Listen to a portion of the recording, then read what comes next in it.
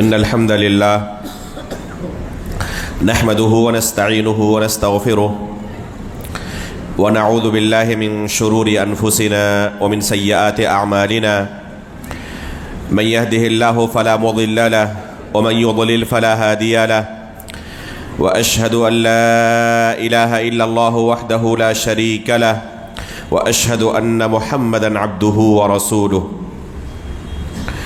يا أيها الذين آمنوا اتقوا الله حق تقاته ولا تموتن إلا وأنتم مسلمون يا أيها الناس اتقوا ربكم الذي خلقكم من نفس واحدة وخلق منها زوجها وبث منهما رجالا كثيرا ونساء واتقوا الله الذي تساءلون به والأرحام إن الله كان عليكم رقيبا يا أيها الذين آمنوا اتقوا الله وقولوا قولا سديدا يصلح لكم أعمالكم ويغفر لكم ذنوبكم ومن يطع الله ورسوله فقد فاز فوزا عظيما أما بعد فإن أصدق الحديث كتاب الله وأحسن الهدي هدي محمد صلى الله عليه وسلم وشر الأمور محدثاتها وكل محدثة بدعة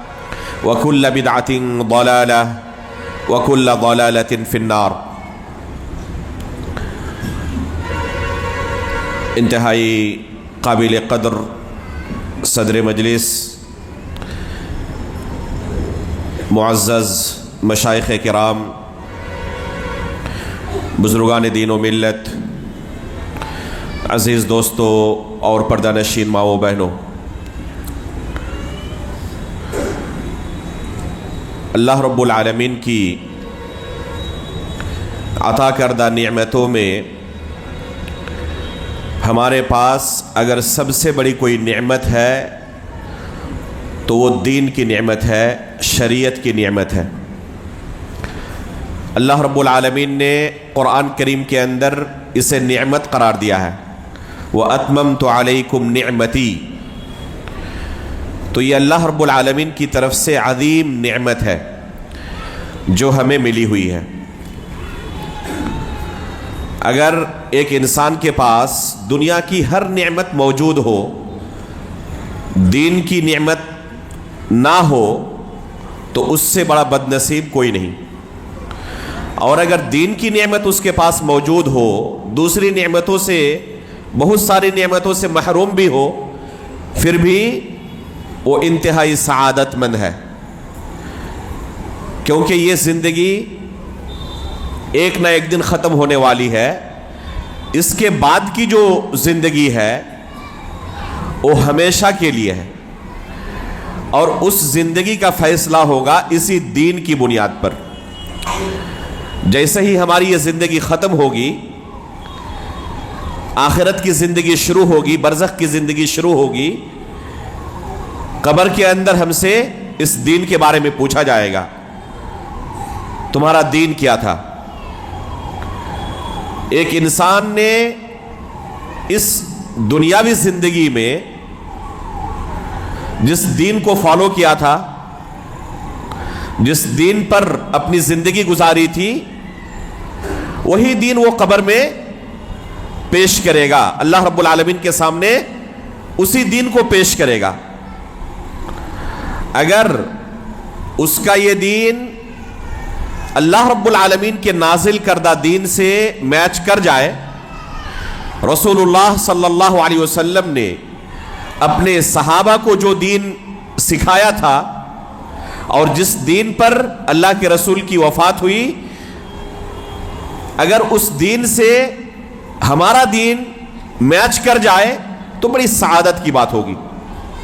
لیکن اگر ہم نے اپنی پوری زندگی کسی ایسے دین کو فالو کیا، ایسے دین پر عمل کرتے ہوئے گزار دی جو رسول اللہ صلی اللہ علیہ وسلم کے سکھائے ہوئے دین سے میچ نہیں کرتا، مطابقت نہیں رکھتا، اور بگڑی ہوئی شکل میں اللہ کے سامنے کوئی دوسرا دین پیش کیا، تو اللہ رب العالمین یہ بگڑا ہوا دین قبول نہیں کرے گا۔ قرآن میں اللہ رب العالمین نے بیان کر دیا ہے ان الدین عند اللہ الاسلام، کہ مقبول دین اللہ کے پاس صرف دین اسلام ہے۔ کون سا دین اسلام؟ جو اللہ رب العالمین نے نازل کیا ہے، جو اللہ کے رسول نے اپنے صحابہ کو سکھایا تھا، جس کی تعلیم دی تھی اور جس پر صحابہ نے عمل کر کے دکھایا ہے۔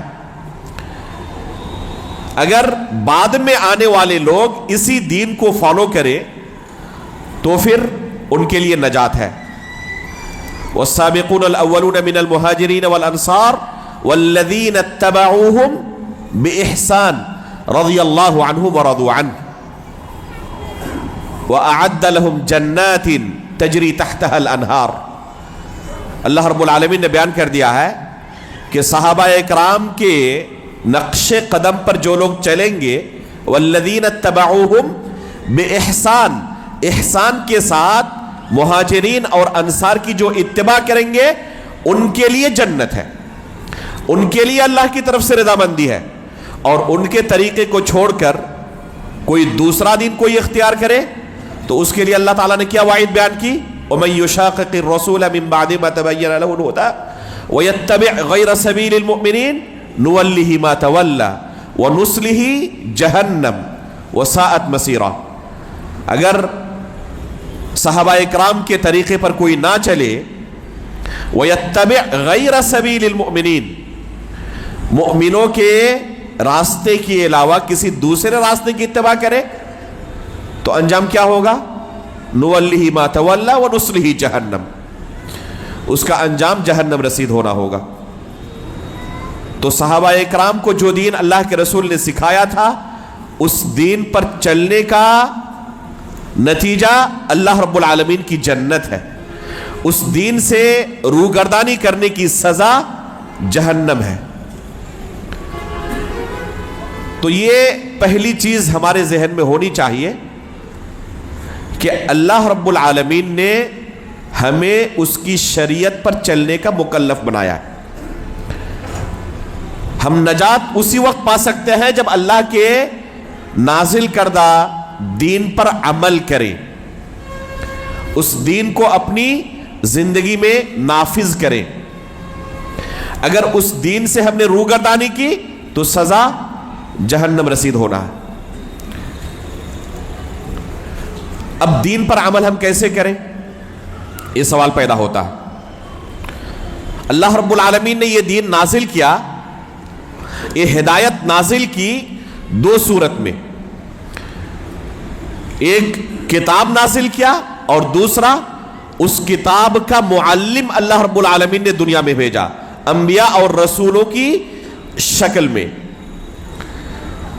جنہوں نے انبیاء سے اس کتاب کی تعلیم حاصل کی، شریعت کی تعلیم حاصل کی اور اس پر عمل کیا، ان کے لیے نجات ہے۔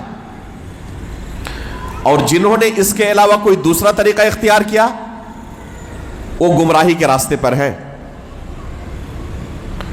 اللہ رب العالمین نے جب آدم علیہ السلام کو دنیا میں بھیجا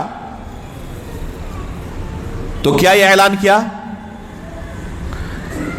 یأتینکم منی ھدی، تمہارے پاس میری طرف سے ہدایت جائے گی، فمن اتبع ھدی فلا یضل ولا یشقی، ہدایت کی جو اتباع کرے گا وہ گمراہ نہیں ہوگا۔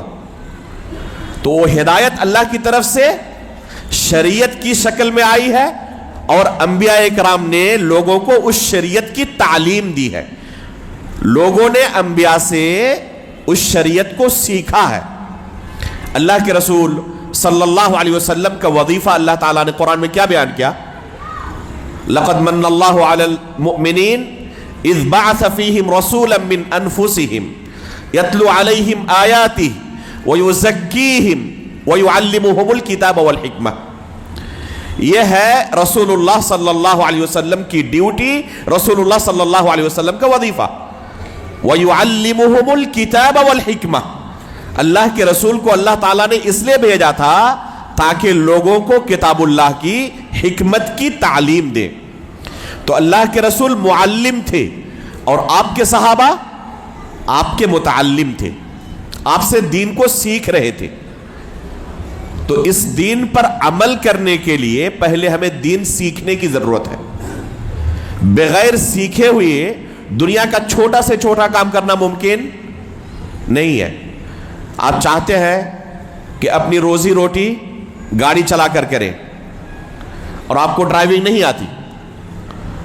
اگر بغیر سیکھے ہوئے آپ نے گاڑی چلانا شروع کر دی, نتیجہ کیا ہوگا؟ خود مریں گے, دوسروں کو ماریں گے. تو ایک چھوٹا سے چھوٹا کام بھی آپ بغیر سیکھے ہوئے نہیں کر سکتے, پہلے اسے سیکھنا پڑتا ہے. تو شریعت پر عمل کرنا ہمارے لیے ضروری ہے. عمل کرنے سے پہلے اسے سیکھنا ضروری ہے کہ کیسے عمل کرنا ہے. اس لیے قرآن میں اللہ تعالیٰ نے کیا فرمایا؟ فَعْلَمْ أَنَّهُ لَا إِلَهَ إِلَّا اللَّهُ وَاسْتَغْفِرْ لِذَنبِكَ. پہلے علم حاصل کرو کہ اللہ کے سوا کوئی برحق معبود نہیں. کلمہ لا الہ الا اللہ بھی کوئی اس کے معنی و مفہوم کو جانے بغیر زبان سے ادا کرے معتبر نہیں ہے. کوئی جانتا ہی نہیں کہ اس کلمے کا معنی کیا ہے, ہم کیا کہہ رہے ہیں کچھ پتا نہیں اسے, بغیر سوچے سمجھے اس نے کہہ دیا. جیسے آپ کسی کو مثال کے طور پر چائنیز زبان نہیں جانتا, یا ہندوستان کے اندر جو زبانیں بولی جاتی ہیں ان میں سے 2-4 زبانیں ہمیں آتی ہیں. ساؤتھ انڈیا کے اندر جو زبانیں بولی جاتی ہیں, یا شمالی ہندوستان میں, مشرقی ہندوستان میں جو زبانیں بولی جاتی ہیں, بہت ساری زبان سے ہم واقف نہیں ہیں. اگر اس علاقے کا کوئی دوست آپ کا ہو اور آپ کو اس کی زبان میں سکھائے جس کا معنی آپ کو پتا نہیں, اور اس نے ایک جملہ کہا کہ اپنی بیوی کے سامنے یہ جملہ کہو گے تو بہت پیار کا اظہار کرو گے, اور حقیقت میں وہ جملہ تھا کیا؟ میں تمہیں طلاق دے رہا ہوں. اسے پتا نہیں تھا, اس نے کہہ دیا. کیا طلاق واقع ہو جائے گی؟ نہیں, وہ جانتا نہیں تھا. اگر انسان کو پتا ہو کہ میں کیا کہہ رہا ہوں اور اس کلمے کا میری زندگی پر کیا اثر ہوگا تو سوچ سمجھ کر کہے گا وہ. اگر کسی کو کلمہ لا الہ الا اللہ کے بارے میں پتا ہی نہیں ہے کہ اس کلمے کا میری زندگی پر کیا اثر پڑے گا, وہ جانتا ہی نہیں کہ اس کلمے کا کیا معنی ہے, تو اگر بغیر جانے ہوئے اس کلمے کو ادا کرے اپنی زبان سے, کوئی فرق پڑے گا؟ کوئی فرق نہیں پڑے گا. آپ کسی کو کہہ کر دیکھیں کہ اپنی بیوی کے سامنے جا کر کہو کہ میں تمہیں طلاق دیتا ہوں, کہے گا وہ؟ نہیں کہے گا. کیوں؟ اگر کہہ دے تو جانتا ہے کہ کیا اثر پڑے گا زندگی پر. تو پہلے جاننا ضروری ہے کہ میں کیا کہہ رہا ہوں. فَعْلَمْ أَنَّهُ لَا إِلَهَ إِلَّا اللَّهُ. تو پہلے علم حاصل کرنا ضروری ہے عمل کرنے کے لیے. امام بخاری رحمہ اللہ اس آیت سے استدلال کرتے ہوئے اپنی صحیح کے اندر باب قائم کر رہے ہیں, باب العلم قبل القول والعمل, کہ علم کا درجہ قول اور عمل سے پہلے آتا ہے. پہلے آپ کو سیکھنا ضروری ہے, پھر عمل کی باری آتی ہے. تو پہلے ہمیں سیکھنا ضروری ہے شریعت کے بارے میں, تاکہ ہم صحیح طریقے سے عمل کر سکیں. کیسے سیکھیں گے؟ اس کے لیے محنت کی ضرورت ہے. بغیر محنت کے کوئی چیز حاصل نہیں ہوتی. صحیح بخاری کے اندر امام بخاری رحمہ اللہ فرماتے ہیں انما العلم بالتعلم, علم یہ سیکھنے سے آتا ہے. تو سیکھنا پڑے گا. کن سے سیکھیں گے؟ اہل علم سے. جیسے کہ صحابہ اکرام نے اللہ کے رسول سے سیکھا تھا. اللہ کے رسول کو اللہ تعالیٰ نے معلم بنا کر لوگوں کے درمیان بھیجا تھا. یہی طریقہ رہا آدم علیہ السلام سے لے کر رسول اللہ صلی اللہ علیہ وسلم تک. اللہ رب العالمین لوگوں کے درمیان انبیاء اکرام کو بھیجتے رہے, اور یہ انبیاء لوگوں کو اللہ کی شریعت سکھاتے رہے. اللہ کے رسول آخری رسول تھے, آپ کے بعد یہ سلسلہ ختم ہو چکا, لیکن دین سیکھنے اور سکھانے کا یہ سلسلہ قیامت تک جاری رہنے والا. اب یہ انبیائی مشن کون سنبھالیں گے؟ لوگوں کو دین کون سکھائیں گے؟ جو انبیاء کے وارث ہوں گے. اور انبیاء کے وارث کون ہیں؟ علماء اکرام ہیں. اللہ کے رسول صلی اللہ علیہ وسلم فرماتے ہیں العلماء ورثۃ الانبیاء, کہ علماء انبیاء کے وارث ہیں. کس چیز کے؟ درہم و دینار کے نہیں, علم کے وارث ہیں. جس طرح انبیاء اکرام لوگوں کو دین سکھا رہے تھے, اسی طریقے سے اب علماء کی ذمہ داری ہے کہ لوگوں کو دین سکھائے. جس طرح صحابہ کرام اللہ کے رسول سے دین سیکھ رہے تھے، عام لوگوں کی ذمہ داری ہے کہ وارثین انبیاء سے اسی طرح دین سیکھیں۔ اس دین کے سیکھنے میں انبیاء اور رسولوں کے جانے کے بعد کچھ اہم تنبیہات خود اللہ کے رسول صلی اللہ علیہ وسلم نے کی ہے کہ بعد میں جن لوگوں سے تم دین سیکھو گے، اپنے معلم کا انتخاب کیسے کرو گے، کن سے تم دین سیکھو گے؟ کیا کوئی بھی تمہارے سامنے دین سکھانے کے لیے حاضر ہو، ان کے سامنے تیار ہو کر بیٹھ جاؤ گے دین سیکھنے کے لیے؟ تمہیں پتہ ہی نہیں کہ وہ اصل دین سکھا رہا یا بگڑا ہوا دین سکھا رہا؟ نہیں، اللہ کے رسول صلی اللہ علیہ وسلم نے اپنی پوری زندگی اس بات پر اپنے صحابہ کو تنبیہ کی کہ جب بھی دین کی بات آئے تو انتہائی محتاط رہنا، الرٹ رہنا، چوکنا رہنا۔ کس چیز سے؟ بدعتوں سے، تاکہ تمہارے دین کو وہ بگاڑ نہ دے، بدعتیوں سے تاکہ ان سے دین سیکھ کر تمہارا دین نہ بگڑ جائے۔ چنانچہ اللہ کے رسول صلی اللہ علیہ وسلم فرماتے ہیں ان من اشراط الساعہ ان یلتمس العلم عند الاصاغر، قیامت کی نشانیوں میں سے ایک نشانی یہ ہوگی کہ علم کن سے سیکھا جائے گا؟ لوگ دین کن سے سیکھیں گے؟ اصاغر سے۔ اصاغر کا لغوی معنی کیا جائے تو چھوٹی عمر والے۔ کیا یہاں پر مقصود ہے، مراد ہے کہ چھوٹی عمر کے لوگوں سے ہم دین نہیں سیکھ سکتے؟ عبداللہ بن مبارک رحمہ اللہ نے اس حدیث کو اپنی کتاب کے اندر صحیح سند سے بیان کیا ہے، اور خود اس حدیث کا معنی بیان کرتے ہوئے فرماتے ہیں کہ ہاں اصاغر سے مراد اہل بدعت ہیں، جو لوگوں کو بگڑا ہوا دین سکھاتے ہیں، اوریجنل دین نہیں سکھاتے۔ تو یہ قیامت کی نشانی ہوگی کہ بہت سارے لوگ کیا کریں گے؟ لوگوں کو دین سکھائیں گے، لیکن خود ان کے پاس اوریجنل دین نہیں ہوگا۔ پھر یہ کیسا دین سکھائیں گے؟ بگڑا ہوا دین سکھائیں گے لوگوں کو۔ جو ان سے دین سیکھیں گے ان کے پاس اصل اور اوریجنل دین نہیں پہنچے گا، بگڑا ہوا دین پہنچے گا، اور جب بگڑا ہوا دین پہنچے گا تو اسی پر ان کی زندگی اگر گزر جائے اور اللہ تعالیٰ کے پاس یہ بگڑا ہوا دین پیش کرے، جب قبر میں اس سے پوچھا جائے گا تمہارا دین کیا تھا، تو جس پر اس نے زندگی گزاری وہی دین پیش کرے گا، تو پھر آخرت کے اندر معاملہ بڑا سنگین ہو جائے گا۔ تو اس سے پتہ چلا کہ جس سے ہم دین سیکھیں گے اس کے پاس اصل دین ہونا چاہیے، صحیح دین ہونا چاہیے۔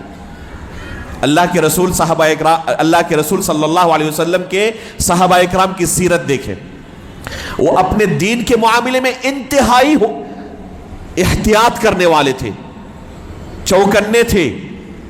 رسول اللہ صلی اللہ علیہ وسلم نے انہیں اپنی زندگی کے اندر ہی تنبیہ کی ہوئی تھی کہ میری وفات کے بعد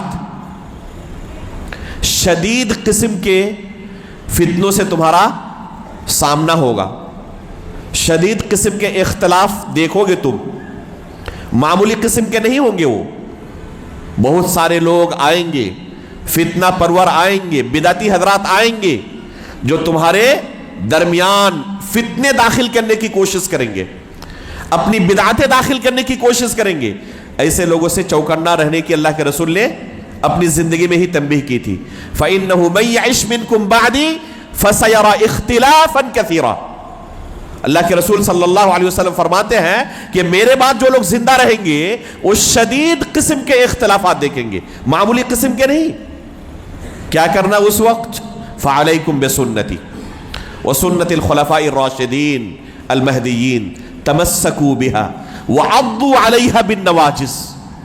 اس وقت تم میری سنت، خلفائے راشدین کی سنت کو لازم پکڑنا، جس طریقے پر میں ہوں میرے خلفائے راشدین ہیں انہی کے طریقے کو لازم پکڑنا، تب تمہیں نجات ملے گی، اور ادھر ادھر اگر بھٹکے تو ہلاکت کے سوا تمہارا کوئی انجام نہیں ہوگا۔ عضوا علیہا بالنواجز، ڈاڑھ کے دانتوں سے اسے مضبوطی کے ساتھ پکڑے رہنا۔ اگر کوئی شخص کشتی سے گر جائے اور کوئی رسی اس کے ہاتھ لگ جائے تو کس طرح پکڑتا ہے اسے؟ اگر یہ رسی ہاتھ سے کھل گئی تو زندگی یہی ختم ہو جائے گی، ممبئی لوکل میں بہت سارے لوگ چڑھتے ہیں اور کوئی کسی کو کھڑکی مل جاتی ہے کہ کسی کو کوئی سریا مل جاتا ہے, اسی کو پکڑ کے سفر کر رہے ہیں. کتنی مضبوطی سے پکڑے رہتے ہیں. اگر کسی طرح ہاتھ سے پھسل گیا تو زندگی یہی ختم. تو اسی طرح اللہ کے رسول کی سنت اور خلفائے راشدین کی سنت کو اللہ کے رسول نے فتنوں کے زمانے میں مضبوطی سے پکڑے رہنے کا حکم دیا ہے.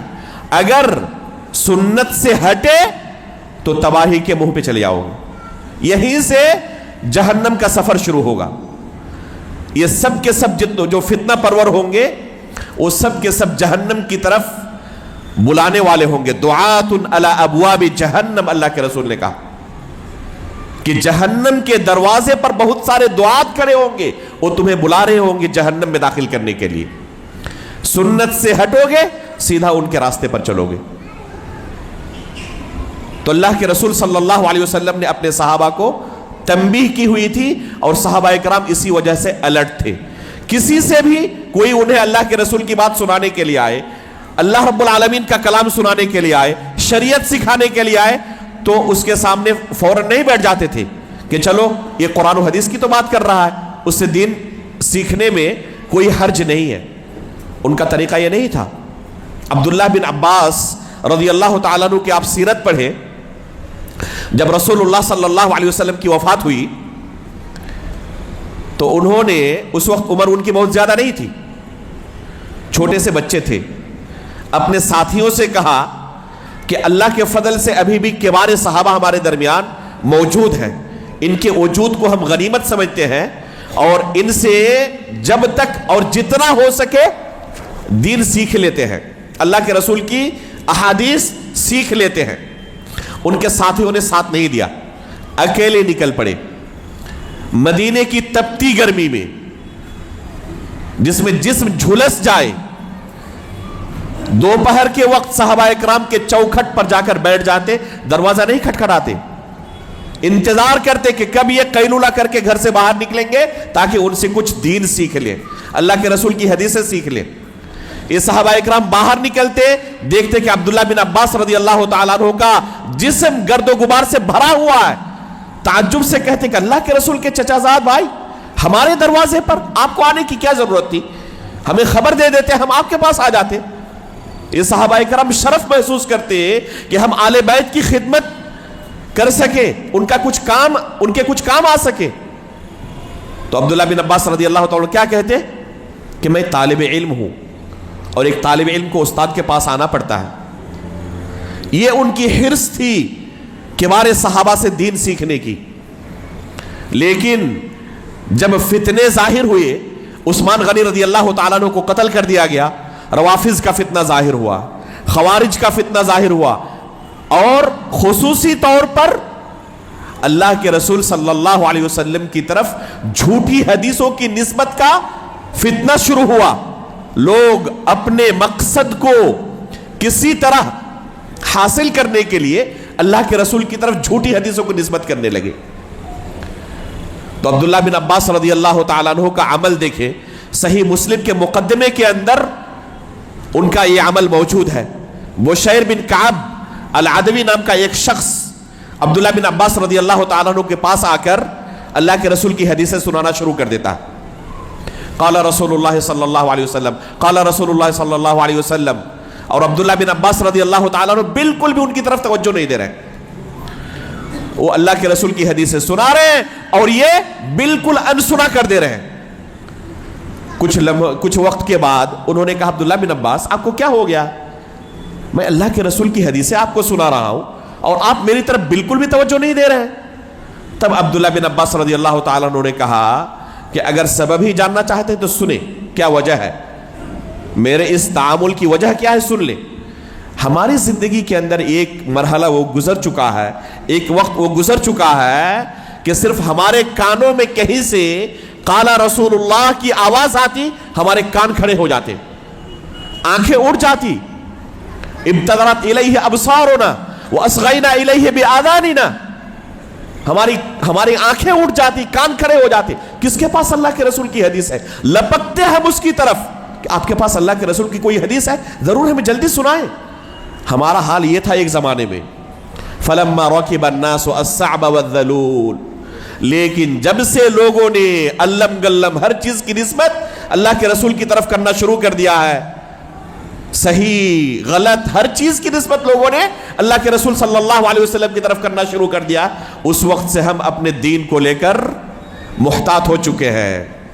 اب ہر ایک سے ہم دین کی باتیں نہیں سنتے، اللہ کے رسول کی حدیثیں نہیں سنتے، جن کے بارے میں پہلے سے پتہ ہوتا ہے کہ ان کے پاس صحیح حدیثیں مل سکتی ہیں، صحیح دین مل سکتا ہے، بس اسی سے سنتے ہیں، ہر ایک سے نہیں سنتے۔ اب کیا پتہ چلا عبداللہ بن عباس رضی اللہ تعالیٰ عنہ کے اس طرز تعامل سے کہ صحابہ اکرام اپنے دین کو لے کر بڑے الرٹ تھے، کوئی ہمیں دین سکھانے کے لیے آئے اور اس کے بارے میں ہمیں کچھ نہیں پتا کہ وہ کون سا دین ہمیں سکھائے گا، اصلی دین سکھائے گا جو اللہ کے رسول نے اپنے صحابہ کو سکھایا تھا، یا بگڑا ہوا دین سکھائے گا، اور اس سے ہم دین سیکھنا شروع کر دیں۔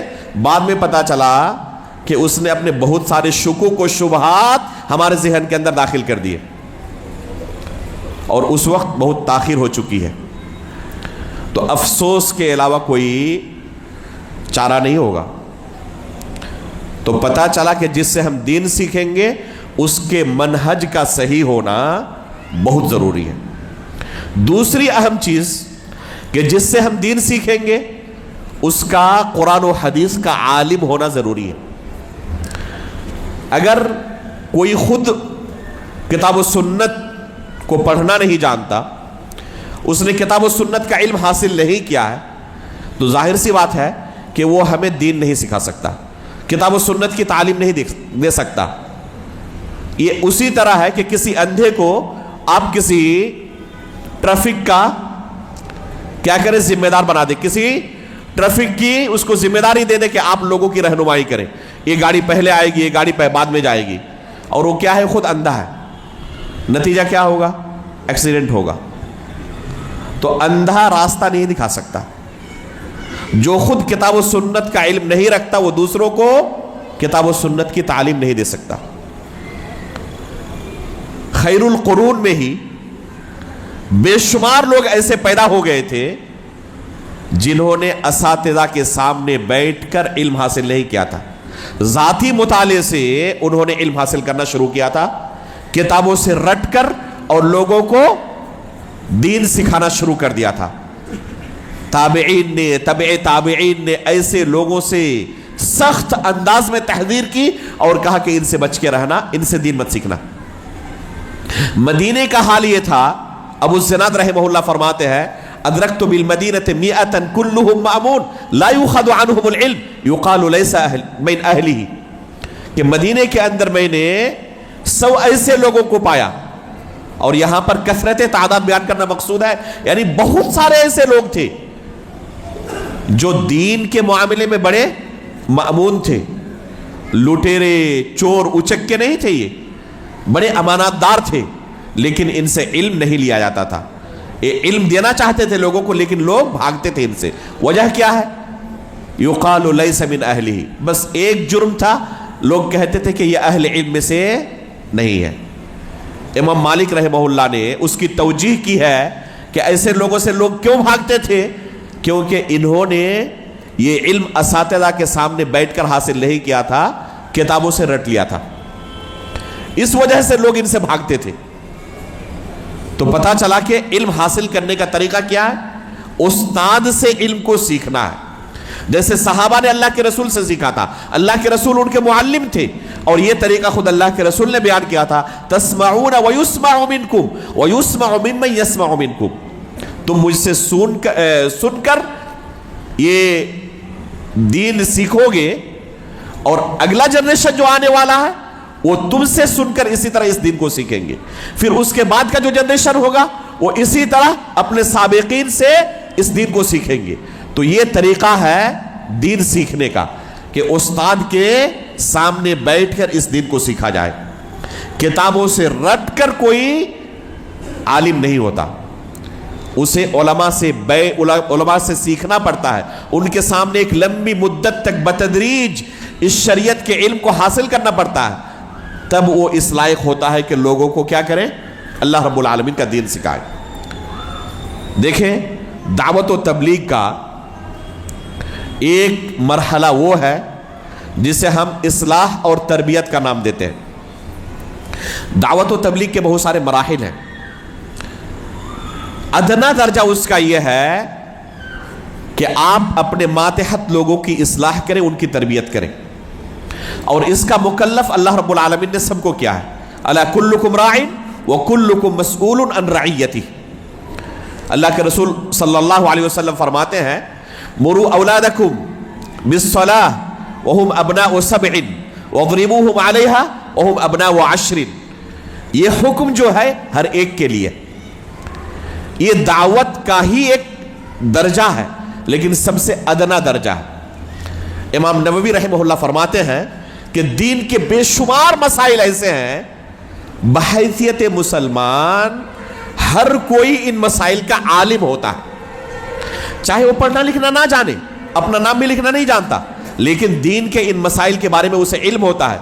मिसाल के तौर पर ज़िना हराम है, झूठ बोलना हराम है, शराब हराम है, गरचे वो पढ़ना लिखना ना जानता हो, अगर मुसलमान है तो उसे पता है इन चीजों का। बेशुमार मसाइल ऐसे हैं जिन्हें शरीयत की इस्तिलाह में मालूमुन मिनद्दीन बिज़रूरह कहा जाता है। ऐसे मसाइल के बारे में अल्लाह रब्बुल आलमीन ने हर शख्स को अपने मातहत लोगों का मुकल्लफ बनाया है। उसके घर के अंदर मातहत लोगों की उसे तरबियत करनी पड़ेगी। अगर बच्चा नमाज नहीं पढ़ता तो उससे पूछा जाएगा, वो कहे कि मैं आलिम दीन नहीं था, इस वजह से मैंने नमाज का हुक्म नहीं दिया था, इस वजह से मैंने शराब से नहीं रोका था, इस वजह से मैंने झूठ बोलने से नहीं रोका था अपने मातहत लोगों को, तो अल्लाह ताला के पास वो बच नहीं पाएगा। तो ये भी एक दावत है जिसका मुकल्लफ अल्लाह ताला ने सबको किया है, लेकिन ये दावत का अदना दर्जा है। और दावत का आला दर्जा ये है, आखिरी दर्जा ये है कि अंबिया का जो मिशन था वो मिशन आप इख्तियार करें, अंबिया के वारिस बने और लोगों को अल्लाह रब्बुल आलमीन की शरीयत सिखाने के लिए उनके सामने अपने आप को पेश करें। यह है दावत का आला दर्जा। और इस आला दर्जा पर अगर कोई काम करना चाहता है तो उसे अपने आप को उस लायक पहले बनाना पड़ेगा, पहले कुरान और हदीस का इल्म हासिल करना पड़ेगा। जब वो हकीकत में अंबिया के वारिस होंगे तब उनके लिए जायज होगा कि अंबिया का जो काम था, जो उनका मिशन था, उस काम को अब लोगों के सामने अंजाम दें, लोगों के सामने अपने आप को पेश करें।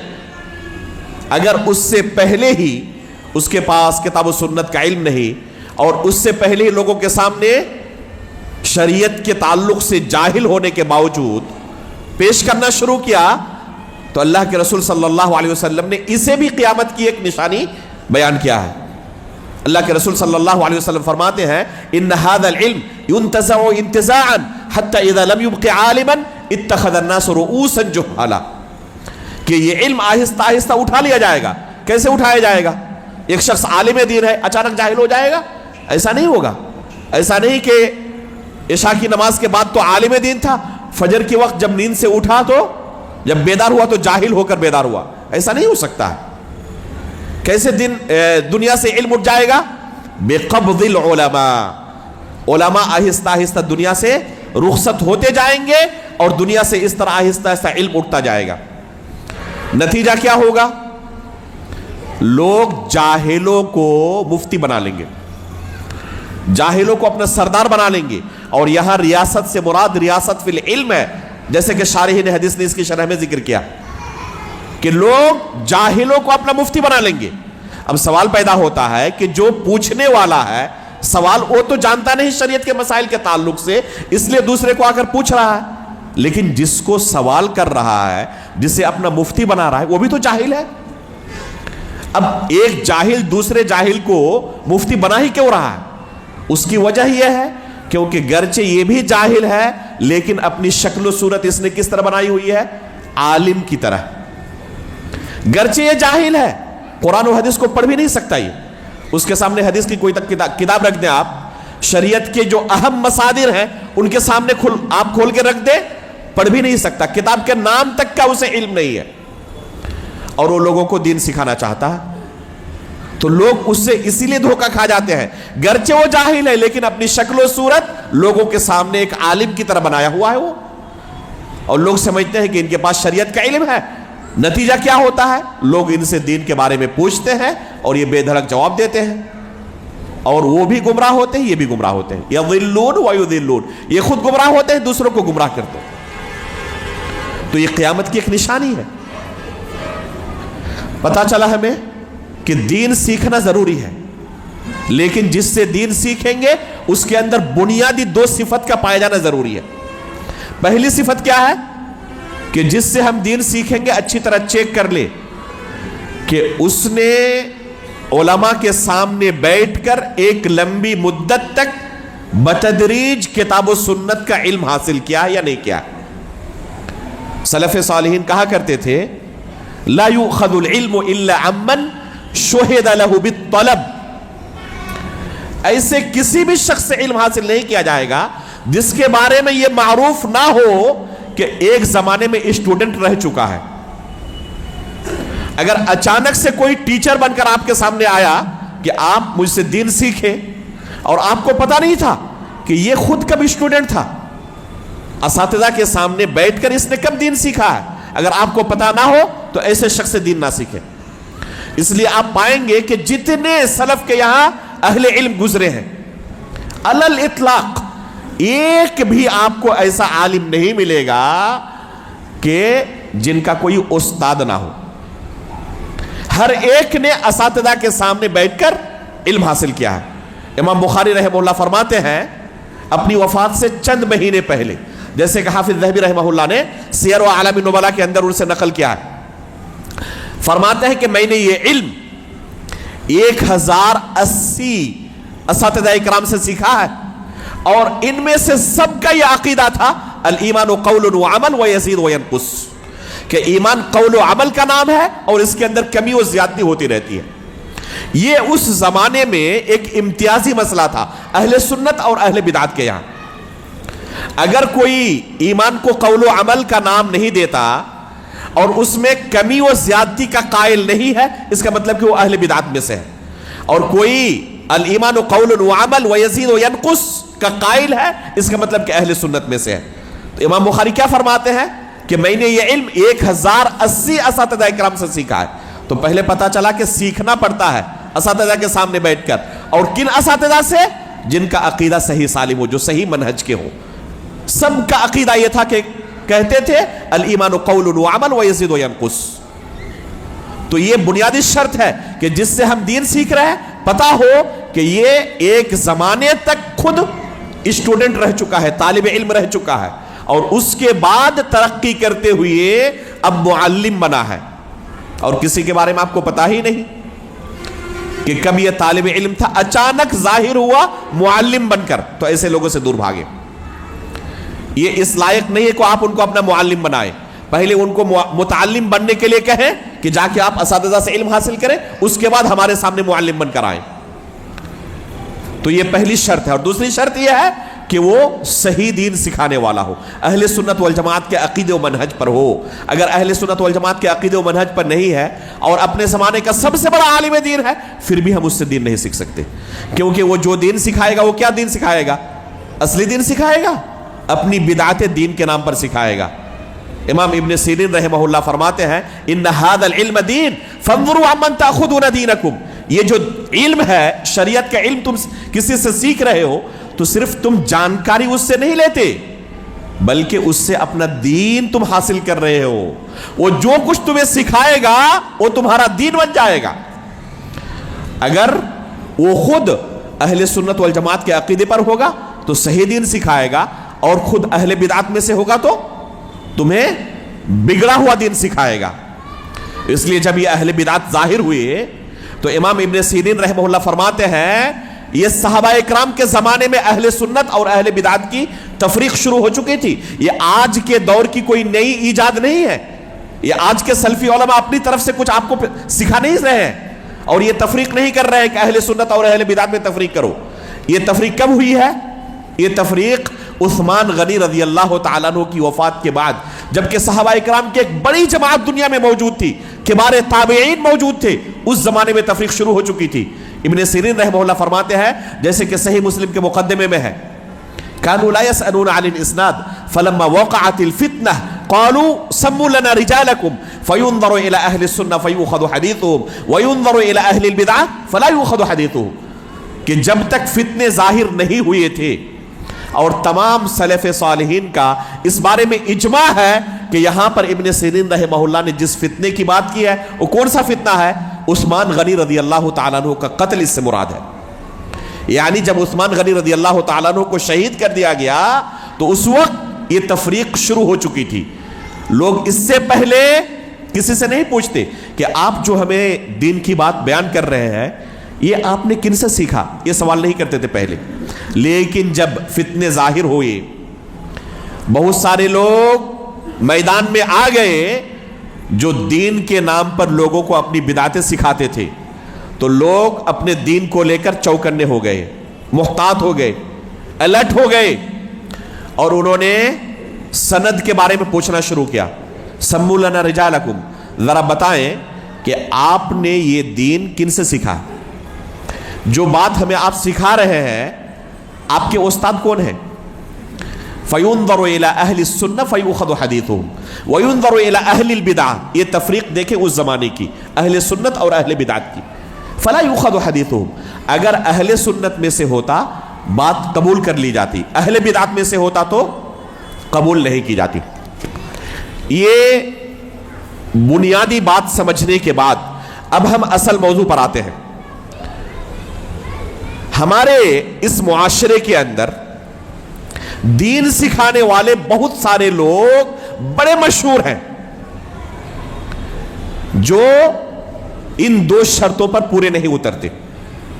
پہلی شرط ہم نے کیا ذکر کی تھی کہ انہوں نے خود اساتذہ کے سامنے بیٹھ کر بتدریج ایک لمبی مدت تک کتاب و سنت کا علم حاصل کیا ہو. اس شرط پر پورے نہیں اترتے اور میدان میں موجود ہیں، لوگوں کو دین سکھانے کے لیے بڑی محنت کر رہے ہیں. اور دوسری شرط پر بھی بہت سارے لوگ پورے نہیں اترتے. اللہ کے رسول نے اپنے صحابہ کو جو دین سکھایا تھا وہ دین نہیں سکھاتے بلکہ بگڑا ہوا دین سکھاتے ہیں. اور معاشرے کے اندر ان کا اچھا خاصا اثر ہے، ہماری جماعت کے اور مسلمانوں کی ایک بڑی تعداد ان سے دین سیکھ رہی ہے. لہذا ضروری ہے کہ ہم کن سے دین سیکھ رہے ہیں سب سے پہلے ان کے بارے میں چیک کر لیں. فانظروا عمن تأخذون دینکم، ابن سیرین رحمہ اللہ کا یہ قول سلف کے یہاں متفقہ ایک اصول تھا کہ جن سے دین سیکھ رہے وہ اچھی طرح اسے پہلے چیک کر لو کہ وہ اس لائق ہے یا نہیں کہ ان سے ہم دین سیکھیں. جو ہمارے اس دور میں دعوتی میدان میں بڑے سرگرم ہیں، جن کا اچھا خاصا اثر لوگوں پر ہے اور بہت بڑی تعداد ان سے متاثر ہے اور دین سیکھ رہی ہے، ان میں سے دو شخصیات کا تذکرہ آپ نے فضیلت الدکتور عبد الرحمن بن اقبال مدنی حفظہ اللہ سے سن لیا ہے غالباً. ایک شکیل بن حنیف اور ایک ڈاکٹر یوسف القرضاوی کے بارے میں آپ نے سن لیا ہے. باقی 3-4 اور شخصیات ہیں جن کے بارے میں اختصار کے ساتھ ان کے کچھ افکار و نظریات آپ کے سامنے رکھنا مناسب معلوم ہوتا ہے تاکہ ایسے لوگوں سے بچ کر رہے علم و بصیرت کی بنیاد پر.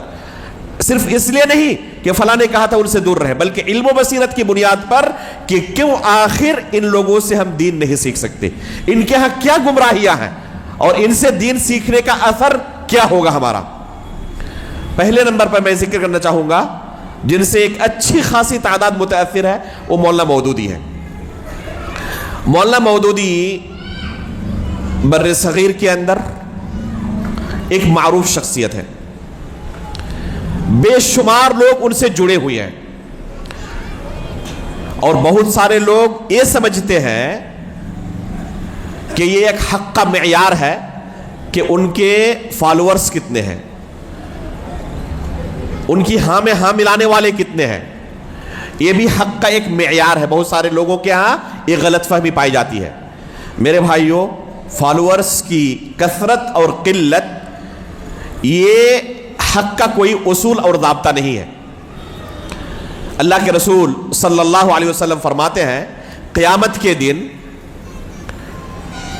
میرے اوپر بہت ساری امتوں کو پیش کیا جائے گا، اور وہاں پر بعض انبیاء ایسے آئیں گے جن کی دعوت پر ایمان لانے والے بس ایک آدمی ہوں گے، یا 2 یا 3 یا 10 سے کم، اور بعض انبیاء ایسے بھی ہوں گے جن پر کسی ایک نے بھی ایمان نہیں لایا ہوگا۔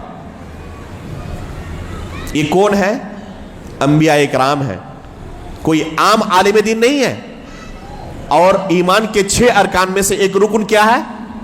ایمان بالرسل۔ ہمارا اس بات پر ایمان ہے کہ تمام انبیاء برحق ہیں، انہوں نے اللہ رب العالمین کے سچے دین کو لوگوں تک اسی طرح پہنچا دیا جیسے اللہ رب العالمین نے انہیں ذمہ داری دی تھی، ذرہ برابر انہوں نے کوئی کوتاہی نہیں کی۔ سچا دین جو اللہ رب العالمین نے انہیں دیا تھا اسی طرح لوگوں تک پہنچا دیا ہے۔ لیکن نتیجہ کیا ہوا بعض لوگوں کے ساتھ؟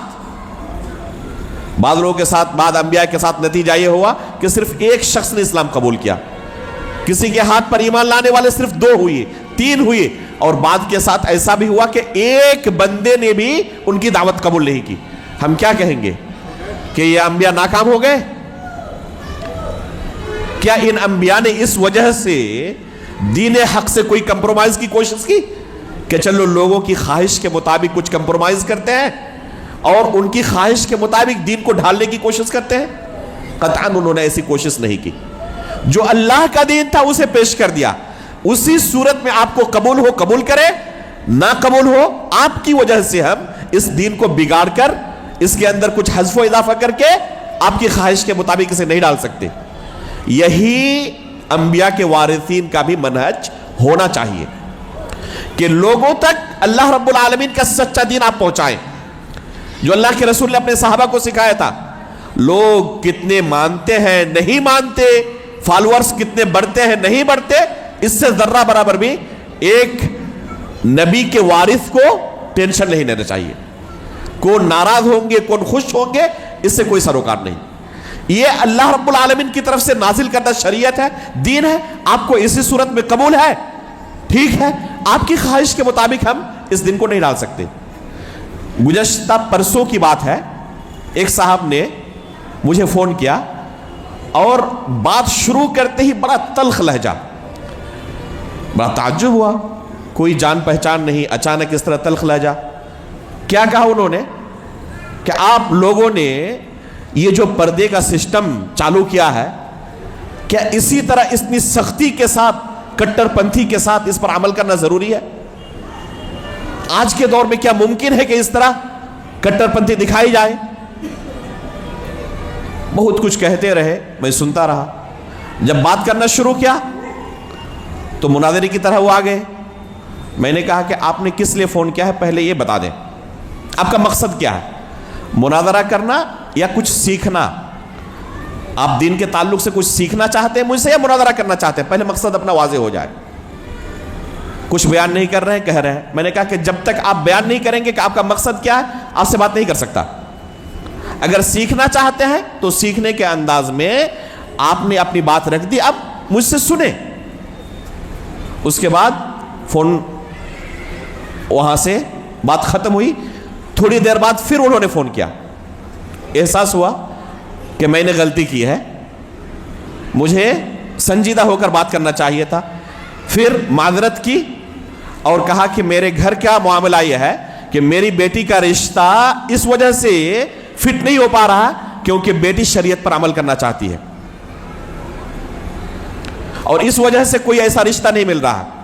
میں نے کہا کہ آپ اگر چاہتے ہیں کہ اللہ رب العالمین کے پاس جنت آپ کو مل جائے اور جہنم سے بچ جائے تو آپ کو یہ پوچھنا چاہیے کہ شریعت اس بارے میں اللہ رب العالمین کی کیا ہے۔ دیکھیں، آپ کی خواہش کے مطابق میں آپ کو شریعت سنا نہیں سکتا ہوں، اور نہ یہ شریعت میری اپنی ہے کہ میں اسے جس طرح چاہوں ڈھال لوں آپ کے مطابق۔ بس میں آپ کو بیان کر سکتا ہوں کہ اللہ نے یہ شریعت نازل کی ہے، اب آپ کی مرضی ہے، چاہے آپ اس کو قبول کریں نہ قبول کریں. بہت سارے لوگ شراب پیتے ہیں کلم کلا. پردے کے مسئلے کو ہی لے لیں، بہت سارے لوگ ننگا گھومتے ہیں، تو ہم کیا کریں گے؟ آپ کو اگر علم حاصل کرنا اس بارے میں تو بتائیں. ان کو احساس ہوا، کہا کہ بتائیں کہ کیا شریعت اس بارے میں. ان کو بتایا کہ یہ شریعت ہے. اب آپ کا ہونا یہ چاہیے کہ آپ کو اپنی بیٹی کا ساتھ دینا چاہیے، بلکہ آپ کو اللہ تعالیٰ کا شکریہ ادا کرنا چاہیے کہ اتنی نیک بیٹی آپ کو ملی ہے جو پردے کا اتنا اہتمام کرنا چاہتی ہے. اور اللہ سے دعا کریں کہ کوئی آپ کو اچھا رشتہ مل جائے.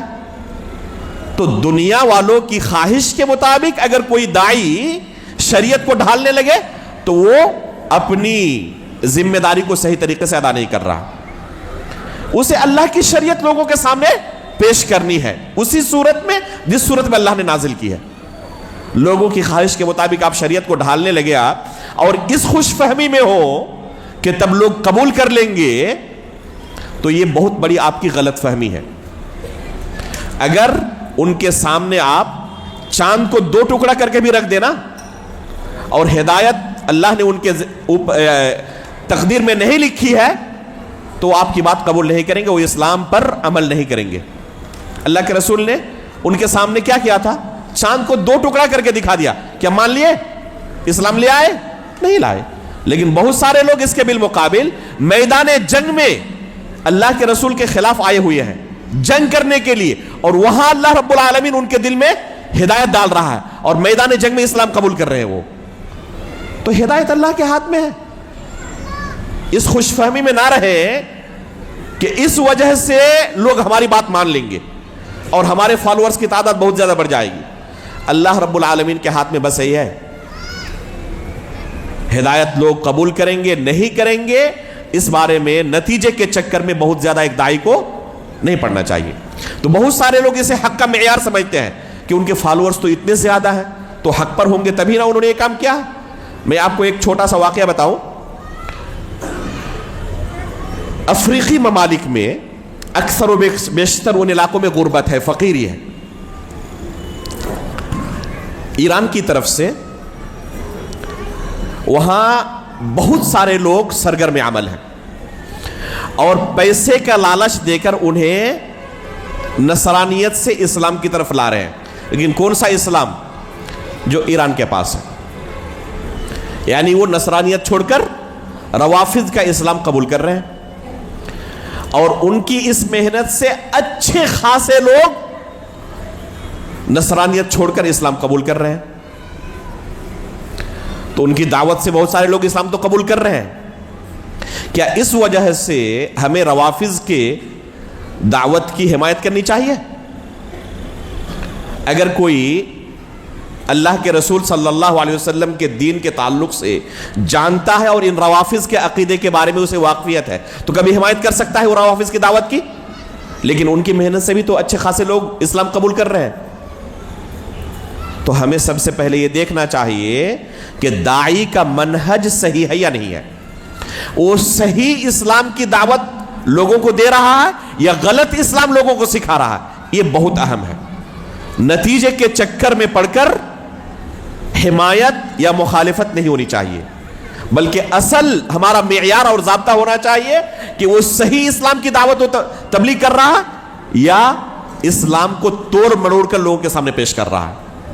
اگر صحیح دعوت دے رہا ہے تو موافقت، اگر صحیح دعوت نہیں دے رہا ہے تو اس کی مخالفت ہونی چاہیے. مولانا مودودی نے جو اسلام لوگوں کے سامنے پیش کیا اس کی ایک جھلکی آپ کے سامنے رکھنا چاہتا ہوں. اسلام کے اندر سب سے اہم چیز اگر کوئی ہے تو ہے عقیدہ توحید. توحید کی کتنی قسمیں ہیں؟ نہیں بتائیں؟ 3 قسمیں ہیں. کیا کیا ہے؟ ربوبیت، الوہیت اور اسماء و صفات. توحید ربوبیت کا اقرار کفار مکہ بھی کرتے تھے. ان سے اگر آپ پوچھیں قرآن میں اللہ تعالیٰ نے کہا ہے کہ تمہیں کس نے پیدا کیا تو کیا جواب دیں گے؟ اللہ تعالیٰ نے پیدا کیا ہے. تو ربوبیت کا اقرار کرنے کی وجہ سے وہ مسلمان نہیں ہوئے، نجات نہیں ملی. توحید الوہیت کا جہاں تک معاملہ ہے تو توحید الوہیت میں بے شمار مسلمانوں کے یہاں بھی بگاڑ پایا جاتا ہے. بہت سارے لوگوں کو آپ دیکھیں گے کلمہ لا الہ الا اللہ کا اقرار کیے ہوئے ہیں لیکن شرک کے دلدل میں ڈوبے ہوئے ہیں۔ اصل جو گمراہی امت مسلمہ کے اندر توحید کے باب میں آئی ہے وہ ہے توحید اسماء و صفات کے باب میں۔ شروع میں عموماً شرک کے اندر مبتلا ہونے والے لوگ نہیں تھے، لیکن جو گمراہی داخل ہوئی امت مسلمہ کے اندر اسی توحید اسماء و صفات کو لے کر، اللہ کے رسول صلی اللہ علیہ وسلم نے جو یہ پیشین گوئی کی تھی کہ میری امت 73 فرقوں میں بڑھ جائے گی اور عنقریب یہ فتنے ظاہر ہوں گے، تو جب یہ فتنے ظاہر ہوئے تو کس شکل میں ظاہر ہوئے؟ اکثر و بیشتر گمراہ فرقوں کے یہاں یہی توحید اسماء و صفات کا باب ہے جس میں انحراف پیدا ہوا۔ چنانچہ جعد بن درہم نام کا ایک شخص اس امت میں ظاہر ہوا تبع تابعین کے زمانے میں، اور اس نے اللہ رب العالمین کی صفات کا انکار کرنا شروع کیا، خصوصی طور پر اللہ رب العالمین کے عرش پر ہونے کا انکار اور اللہ رب العالمین کے صفت کلام کا انکار۔ اسی سے بعد میں جہم بن صفوان نے یہ عقیدہ سیکھا اور بڑے پیمانے پر اس کا پرچار شروع کیا، اور فرقہ جہمیہ نام سے ایک فرقہ وجود میں آیا جو اسی کے نام کی طرف منسوب ہے، جہم بن صفوان۔ اہم بنیادی انحراف اس کے اندر کیا تھا؟ اہم اور بنیادی انحراف یہ تھا کہ اللہ رب العالمین کی صفات کا انکار کرتے تھے۔ صفات کا انکار کرنا کتنا بڑا جرم ہے ذرا اسے سمجھیں۔ اللہ رب العالمین نے جو کچھ اپنے بارے میں قرآن کریم کے اندر بیان کیا ہے یا اللہ کے رسول نے اللہ کے بارے میں بیان کیا ہے، ان تمام چیزوں پر اہل سنت والجماعت ایمان لاتے ہیں، اس میں تحریف نہیں کرتے، یعنی نہ لفظی طور پر اسے بدلنے کی کوشش کرتے ہیں نہ معنوی طور پر اسے بدلنے کی کوشش کرتے ہیں، تعطیل بھی نہیں کرتے، یعنی کسی چیز کا انکار نہیں کرتے۔ جیسے جہمیہ نے کیا کیا؟ اللہ رب العالمین کے عرش پر ہونے کا انکار کیا کہ اللہ رب العالمین عرش پر نہیں ہے۔ اللہ تعالیٰ کے صفات کا انکار کیا، اللہ رب العالمین کے کلام کرنے کا انکار کیا، دیگر تمام صفات کا انکار کیا۔ اہل سنت والجماعت یہ کام نہیں کرتے۔ اگر آپ کو کسی عظیم شخصیت کی تعریف کرنا ہو، مثال کے طور پر آپ اناؤنسر ہو اور کسی عظیم شخصیت کو لوگوں کے سامنے لانا چاہتے ہو اور ان کی تعریف لوگوں کے سامنے کرنا چاہتے ہو، کن الفاظ میں؟ کہ پورے ملک کے اندر سب سے عظیم شخصیت ہم آپ کے سامنے لانا چاہتے ہیں، ان کی خوبی کچھ کیا ہے؟ ان کے ہاتھ نہیں ہے، قدم بھی نہیں ہے، چہرہ بھی نہیں ہے، آنکھیں بھی نہیں ہے، سننے کی طاقت نہیں، بول بھی نہیں سکتا، دیکھ بھی نہیں سکتا، تو لوگ کیا کہیں گے؟ یہ اس کی خوبی ہے یا اس کی توہین آپ کرنا چاہتے ہیں؟ اس سے بھی بدصورت کوئی ہو سکتا ہے؟ یہی کہیں گے نا لوگ۔ جہمیہ نے اللہ کے بارے میں یہی تصویر لوگوں کے سامنے اللہ کی پیش کی کہ اللہ رب العالمین کی کوئی صفت نہیں ہے، نہ اللہ رب العالمین سنتا ہے، نہ دیکھتا ہے، نہ اللہ رب العالمین کلام کرتا ہے، نہ اللہ رب العالمین کا چہرہ ہے، نہ اللہ رب العالمین کی آنکھیں ہیں، نہ ہاتھ ہے، اللہ کی تمام صفات کا انکار۔ علماء فرماتے ہیں، شیخ الاسلام ابن تیمیہ رحمہ اللہ نے ذکر کیا کہ کفار مکہ کا کفر اور ایک طرف معطلہ کا کفر جنہوں نے اللہ کی صفات کا انکار کر دیا تھا، جہمیہ کا ایک کفر، دونوں کا موازنہ کیا جائے تو ان کا کفر کفار مکہ کے کفر سے زیادہ خطرناک ہے، کیونکہ کفار مکہ کم از کم اللہ کے وجود کا اقرار کرتے تھے اور اللہ کے ساتھ دوسرے کو شریک کرتے تھے، یہ تو اللہ رب العالمین کے وجود کا انکار کر دیتا ہے۔ جو شخص اللہ کی تمام صفات کا انکار کر دے گویا کہ وہ عدم کی عبادت کرتا ہے، وجود کی نفی کر رہا ہے۔ اس لیے سلف کہا کرتے تھے کہ المعطلہ یعبد عدما والمشبہہ یعبد صنما، جو اللہ کی تشبیہ دیتے ہیں مخلوق کے ساتھ وہ صنم کی عبادت کرتے ہیں، اور جو اللہ کے صفات کا انکار کرتے ہیں وہ کس کی عبادت کرتے ہیں؟ عدم کی، جس کا وجود ہی نہیں ہے اس کی عبادت کرتے ہیں۔ تو یہ کفر جو ہے معطلہ کا جو اللہ کی صفات کا انکار کر دیتے ہیں، یہ کفار مکہ کے کفر سے بھی زیادہ خطرناک ہے۔ مولانا مودودی نے اپنی تفسیر کے اندر اور اپنے لٹریچرز کے اندر اللہ رب العالمین کی صفات کے تعلق سے یہی جہمیہ کا جو عقیدہ تھا یا گمراہ فرقوں کا صفات کے بارے میں جو نظریہ تھا، اسی عقیدے کو پیش کیا ہے۔ اب ایک ایسا شخص جسے ان مسائل کا علم ہی نہیں ہے، اور ہمارے معاشرے کے اندر ان مسائل کے تعلق سے کتنی دعوت لوگوں کو دی جاتی ہے، ہم اچھی طرح واقف ہیں، کتنے دروس ہوتے ہیں۔ اللہ جزائے خیر دے شیخ محترم کو۔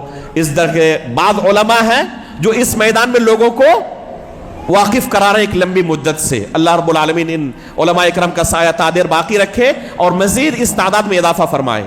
لیکن یہ حقیقت ہے کہ ایسے علماء کی تعداد انتہائی کم ہے جو اس طرح کے اہم موضوعات کو تسلسل کے ساتھ لوگوں کے سامنے رکھے اور ان کو توحید اسماء و صفات جیسی اہم اور بنیادی چیز کا علم دے۔ اب لوگوں کے پاس اللہ رب العالمین کے تعلق سے صحیح عقیدہ کیا ہونا چاہیے اس کا علم ہی نہیں۔ اب مولانا مودودی کی وہ کتاب پڑھے تو ظاہر سی بات ہے کہ اللہ کے تعلق سے ان کا وہی عقیدہ بن جائے گا، وہی دین بن جائے گا، اور یہی دین قبر میں وہ پیش کرے گا۔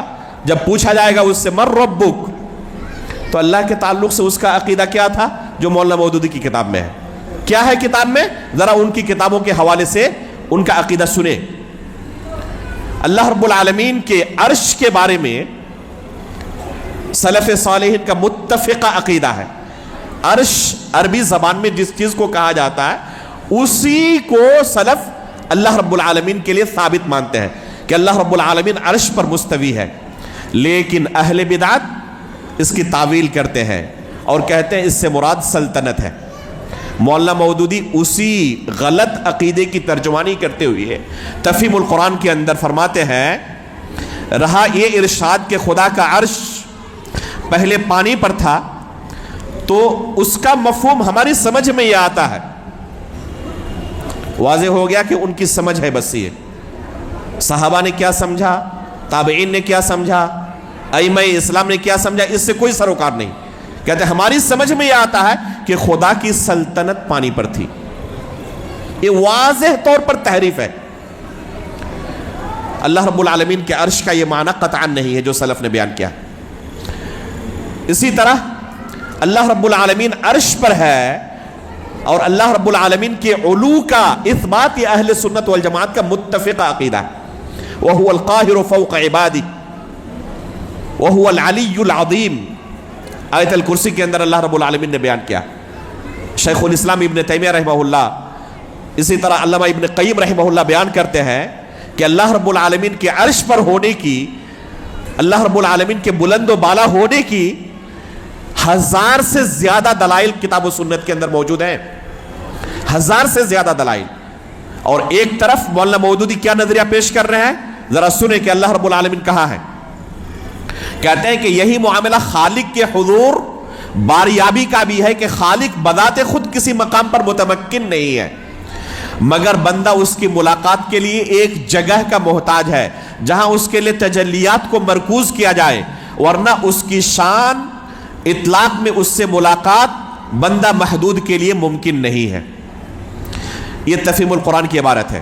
اسی طرح اور ایک جگہ فرماتے ہیں اللہ کے بارے یہ تصور نہیں کیا جا سکتا کہ وہ کسی خاص مقام پر رہتا ہے کیونکہ اس کی ذات زمان و مکان کی قیود سے منزہ ہے۔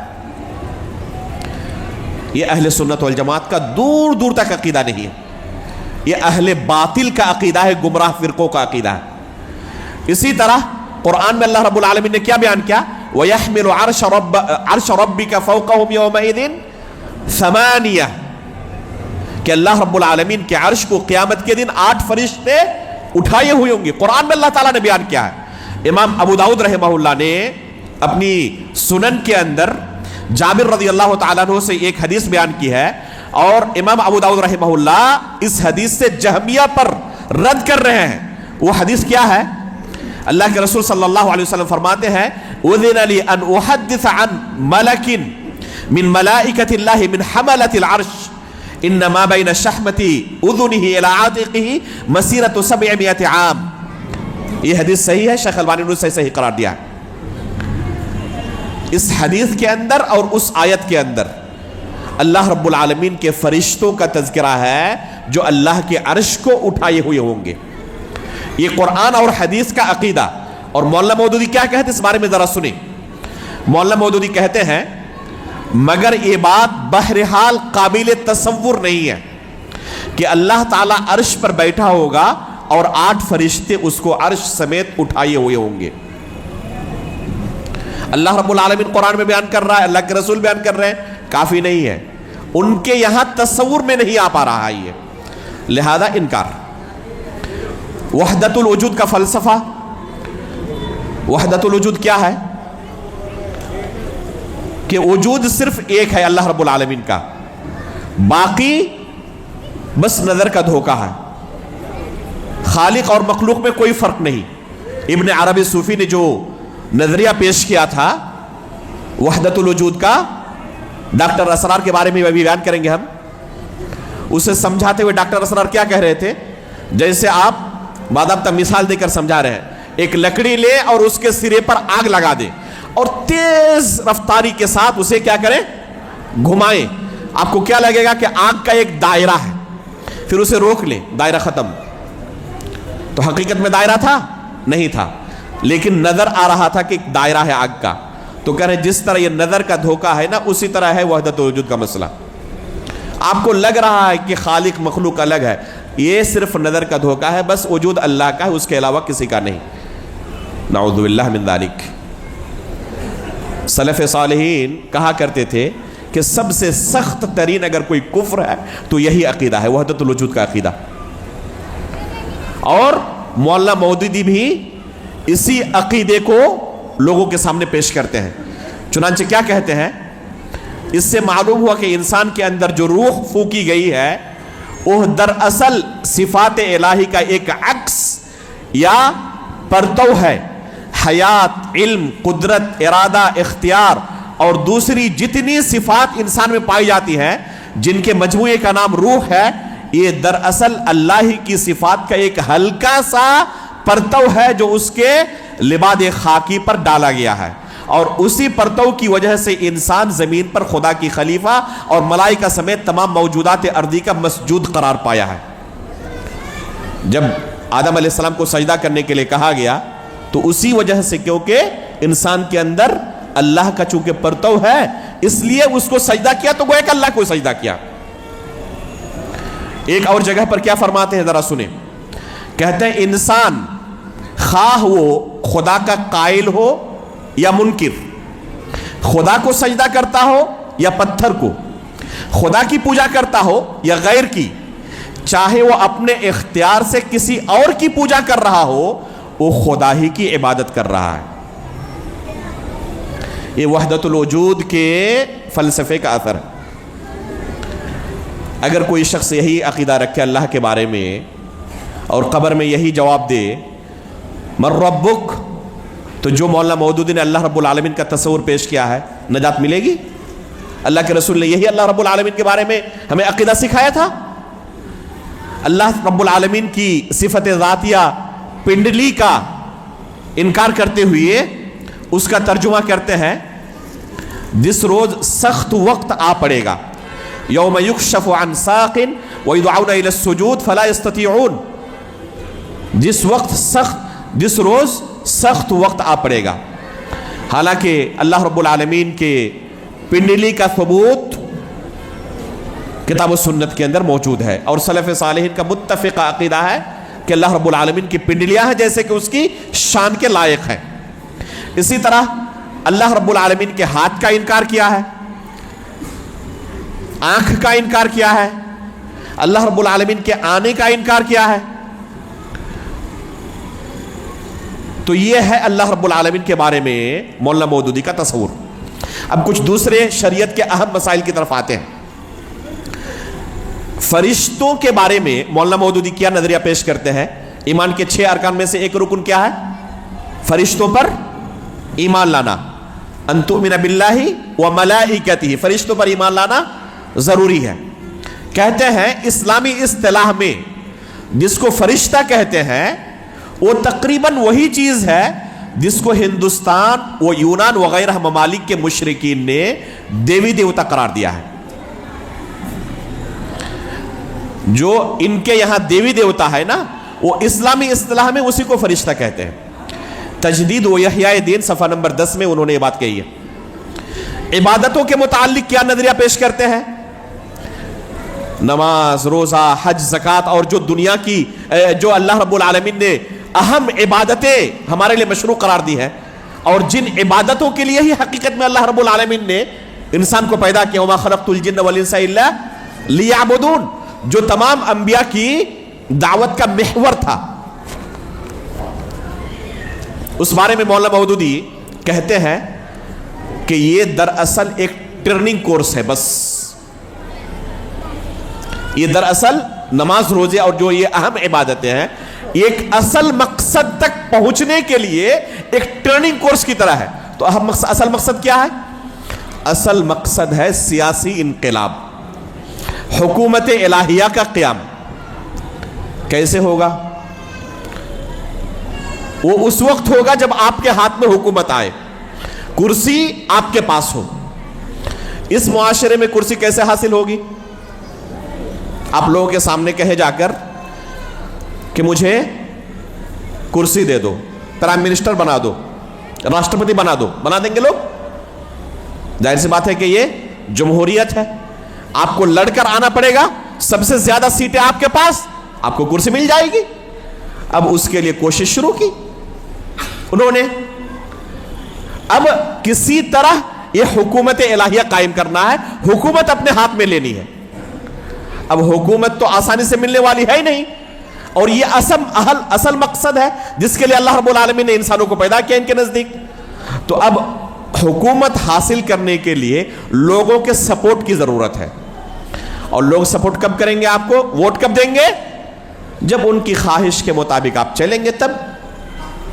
اب اس ماحول میں ہم جانتے ہیں کہ دین کے نام پر کس کس طرح کے نظریات اور عقائد موجود ہیں. ایک شخص ایسا بھی ہے جو ابوبکر صدیق اور عمر فاروق رضی اللہ تعالی عنہما پر اپنی نمازوں میں تبرہ بھیجتا ہے، لعنتیں بھیجتا ہے. آپ اس پر رد کریں گے تو آپ کو ووٹ دیں گے؟ وہ تو دور چلے جائیں گے. کوئی ایسا ہے جو قبروں پر جا کر سجدے کرتا ہے، آپ اس پر رد کریں گے، آپ کو ووٹ دیں گے؟ وہ آپ سے دور ہو جائیں گے. اور جب دور ہو جائیں گے تو آپ کو سیٹ نہیں مل سکتی، اور سیٹ نہ ملے تو حکومت اپنے ہاتھ میں نہیں آ سکتی. لہذا پہلے کسی طرح حکومت اپنے ہاتھ میں لینی ہے. اب کیا کرنا پڑے گا حکومت ہاتھ میں لینے کے لیے؟ کسی بھی طرح ایک مجموعہ ہم کو تیار کرنا پڑے گا، ایک بڑا سے بڑا گروپ تیار کرنا پڑے گا جو ہمیں ووٹ دیں. اور ووٹ تب دیں گے جب ان کی خواہش کے مطابق ہم چلیں گے، دین کو ان کے مطابق پیش کریں گے. اور اس مقصد کو حاصل کرنے کے لیے مولانا مودودی نے جو لوگوں کے خواہش کے مطابق دین کو پیش کیا، تو آپ تصور نہیں کر سکتے کہ گرتے گرتے کہاں تک پہنچ گئے. یہاں تک کہ روافض کو خوش کرنے کے لیے خلافت و ملوکیت نامی کتاب لکھی، اور اجلہ صحابہ اکرام کے کردار پر انگلی اٹھائی. جن صحابہ اکرام کے بارے میں قرآن میں اللہ رب العالمین نے جنت کی خوشخبری سنائی ہے، ان کا تذکیہ کیا ہے، اولئک الذین امتحن اللہ قلوبہم للتقوی، ان کے بارے میں مولانا مودودی نے کردار کشی کی. عثمان غنی رضی اللہ تعالیٰ عنہ، جن کے بارے میں اللہ کے رسول صلی اللہ علیہ وسلم نے ایک مجلس میں نہیں متعدد بار جنت کی خوشخبری سنائی، اور ان کے اوپر انگلی اٹھائی. کیا الزام لگایا؟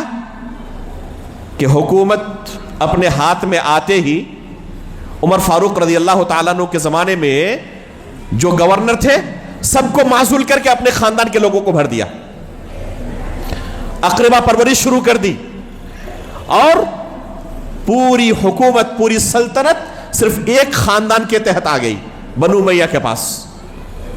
حالانکہ یہ سفید جھوٹ ہے. ابھی میرے 3 دروس اسی بارے میں ہوئے ہیں مسجد دارالسلام کوسہ ممرہ میں، عظمت صحابہ پر جو سیریز چل رہی ہے. گزشتہ پرسوں بھی اسی بارے میں یہ آخری درس تھا، عثمان غنی رضی اللہ تعالیٰ عنہ پر مولانا مودودی کے اعتراضات کا جائزہ. یہ سفید جھوٹ ہے. تفصیل کے ساتھ میں نے جواب دیا اس کا. حافظ صلاح الدین یوسف رحمہ اللہ کی کتاب پڑھیں, خلافت و ملوکیت کی تاریخی شرعی حیثیت, آپ پر واضح ہوگا کہ کیسے جھوٹے الزامات صحابہ اکرام کی سیرت پر مولانا مودودی نے لگائے. کس لیے؟ روافض کو, شیعوں کو خوش کرنے کے لیے کہ ان کی طرف سے حمایت مل جائے. جن کا عقیدہ اور نظریہ عید میلاد النبی منانا ہے, ان کے ساتھ جا کر شامل ہو گیا اور اس میں بھی ان کی موافقت کر دی. اس طریقے سے دین کا ایک ایسا ڈھانچہ ان کے سامنے پیش کیا جس میں تمام کی تمام بدعتیں داخل ہو گئی ہیں. جو بڑے بڑے گمراہ فرقے اس امت کے اندر ظاہر ہوئے, ان کے اندر جو سب سے بڑی گمراہی تھی, جیسے جہمیہ کے اندر سب سے بڑی گمراہی کیا تھی؟ اللہ تعالیٰ کی صفات کا انکار. یہ سب سے بڑی گمراہی لی مولانا مودودی نے. خوارج کے اندر سب سے بڑی گمراہی کیا تھی؟ حکومت کے خلاف خروج و بغاوت کرنا. یہ گمراہی وہاں سے لی. معتزلہ کے یہاں عقل پرستی کی جو گمراہی تھی, نقل پر, شریعت پر, کتاب و سنت کے نصوص پر عقل کو فوقیت دینا, یہ چیز وہاں سے لی اور انکار سنت کے ایسے ایسے چور دروازے کھولے کہ جس سے منکرین سنت کو کافی خوشی ہوئی.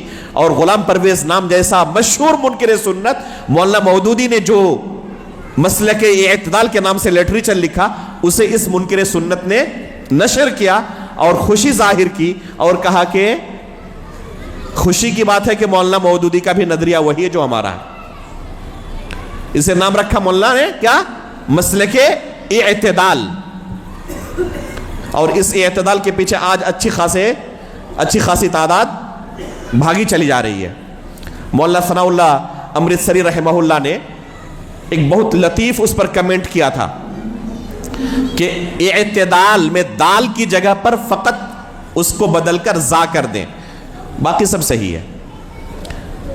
یہ مسلک اعتدال نہیں, مسلک اعتزال ہے. معتزلہ کا جو نظریہ ہے وہی نظریہ مولانا مودودی نے اس کتاب میں حدیث رسول کو لے کر پیش کیا. تو معتزلہ کے یہاں جو گمراہی تھی وہاں سے لیا اسے. روافض کے یہاں سب سے بڑی گمراہی کیا تھی؟ صحابہ اکرام پر طعن و تشنیع کرنا, یہ گمراہی لیا. جہمیہ کی, روافض کی, خوارج کی, معتزلہ کی بڑی بڑی جو گمراہیاں تھیں, یہ سب کے سب آ کر جماعت اسلامی کے اندر ایک جگہ جمع ہو گئی ہے اور اس کا نام ہے جماعت اسلامی. مولانا مودودی کی دعوت کا نتیجہ یہ ہے. اب اگر ایسے شخص سے کوئی دین سیکھے گا تو اس کا دین وہی بنے گا یا نہیں بنے گا جو انہوں نے پیش کیا ہے؟ اور قبر میں اس طرح کا دین پیش کرے گا فرشتوں کے سوال کے جواب میں, وما دینک, تو مولانا مودودی نے جو دین پیش کیا وہ میرا دین ہے. نجات مل جائے گی. اس لیے میرے بھائیوں, اپنے دین کو لے کر سترک رہیں. ایسے کسی شخص سے دین نہ سیکھیں جس سے دین سیکھنے کے نتیجے میں آپ کا دین بگڑ جائے.